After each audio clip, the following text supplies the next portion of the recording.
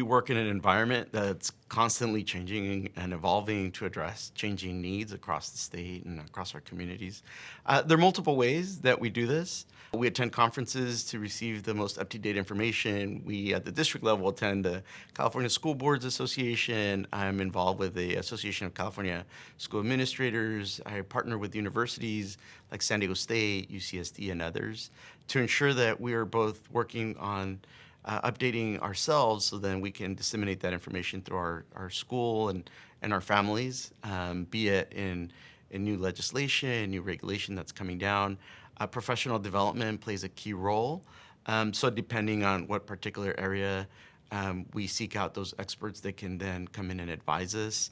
It could be, for example, special education. It could be in the area of how do we support our English language learners. There's so many things to think about. And just to understand that there are lots of resources out there that are there to support us as school districts, be they professional associations, be they conferences, be they law firms. A lot of times they will give you updates on the most recent legislation, working with advocacy groups as well. And the compendium of rules that we have to comply with grows every year.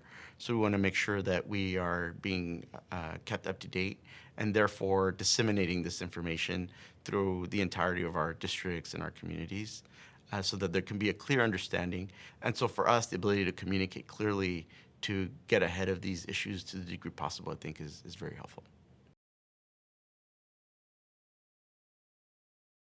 I've found over time that the more you can have clarity around these conversations, with clarity, with care, I think really help move the understanding forward. One of the things that I tell our team is, look, sometimes people won't agree with what we're doing, but as long as they can understand why we're doing it, it helps bring understanding.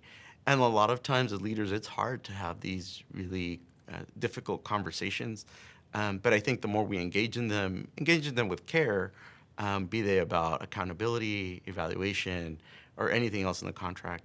The other thing that I would suggest is that a lot of times it feels really personal, and to keep reminding ourselves in a leadership position that it's not about me necessarily.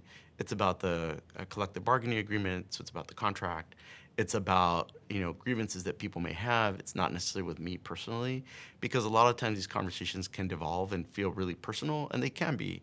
But the more that we can keep it about the process or the contract, again, these conversations with care, and also a lot of times the reality that I think a lot of times we don't grapple with or understand in leadership is that it comes down to chemistry.